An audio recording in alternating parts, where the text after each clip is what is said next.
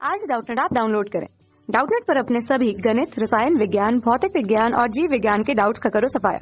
बस प्रश्न की फोटो खींचो, एक ही प्रश्न को क्रॉप करो और तुरंत वीडियो सोल्यूशन पाओ। अभी डाउनलोड करें।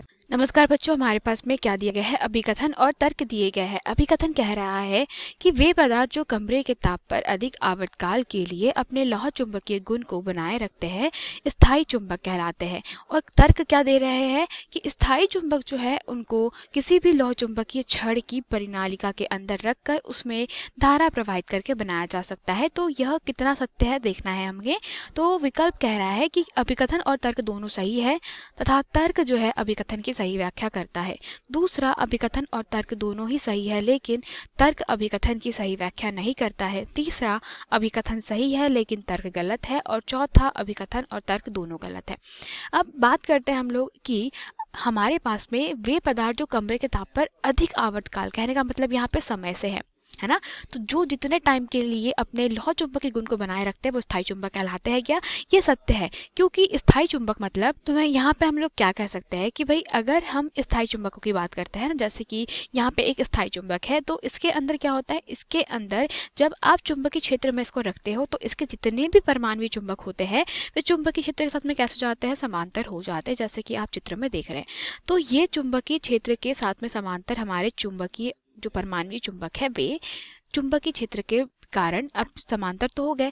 अब जैसे ही आप चुंबकीय क्षेत्र हटा दोगे यहाँ से, तो ये हमने क्या करा, चुंबकीय क्षेत्र जो है बी को हटा दिया। तो बी हटाने के बाद में क्या देख रहे हैं कि ये परमाणु चुंबक काफी दिनों तक, काफी देर तक क्या रहता है, जैसे कि वैसे रहता है। ये अपनी पूर्वावस्था में नहीं वापस आते। कहने का मतलब ये अपना चुंबकत्व नहीं खोते, ये चुंबकत्व काफी दिनों तक के प्रदर्शित करते हैं। तो हम कहेंगे कि ये होते हैं स्थायी चुंबक। तो विकल्प क्रमांक जो एक है, मतलब अभिकथन जो है वो कैसा है, बिल्कुल सत्य है। तो लौह चुंबकीय गुण को क्या करते हैं, जो हमारे पास में स्थायी चुंबक होते हैं वो बनाए रखते हैं।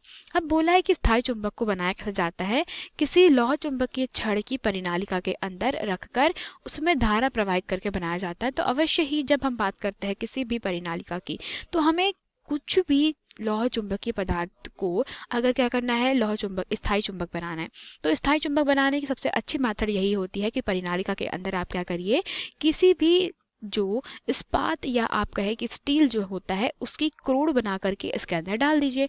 तो जैसे ही आप इस्पात की क्रोड बनाएंगे तो यहाँ पे क्या होता है, परिनालिका में धारा आई प्रवाहित करने पर इसमें क्या होता है, चुंबकीय क्षेत्र उत्पन्न होता है। तो चुंबकीय क्षेत्र परिनालिका का कैसा उत्पन्न होता है, अंदर से एक समान मतलब समांतर चुंबकीय क्षेत्र उत्पन्न होता है। तो ये परिनालिका का समांतर चुंबकीय क्षेत्र है। तो जब इसके अंदर नर्म लोहे की क्रोड रखी जाएगी तो यहाँ पे जैसे ही आप स्टील या इस्पात की क्रोड रखें, नर्म लोहे की नहीं, तो इस्पात की जो क्या होती है, कोर रखने पर, क्रोड रखने पर इस्पात के अंदर के जितने भी परमाणु चुंबक है सेम मेथड फॉलो करते हैं कि ये परमाणु चुंबक कैसे जाते हैं, चुंबकीय क्षेत्र के समांतर, और अपने चुंबकत्व को बनाए रखते हैं। तो हम कह सकते हैं कि यह कथन भी कैसा है, सत्य है कि किसी भी स्थायी चुंबक को लौह चुंबकीय छड़ की परिनालिका के अंदर रखकर उसमें धारा प्रवाहित करके बनाया जा सकता है। पर होता यह है कि कथन जो है हमारे पास में, वो तर्क जो है कथन की व्याख्या नहीं कर पाएगा। क्यों?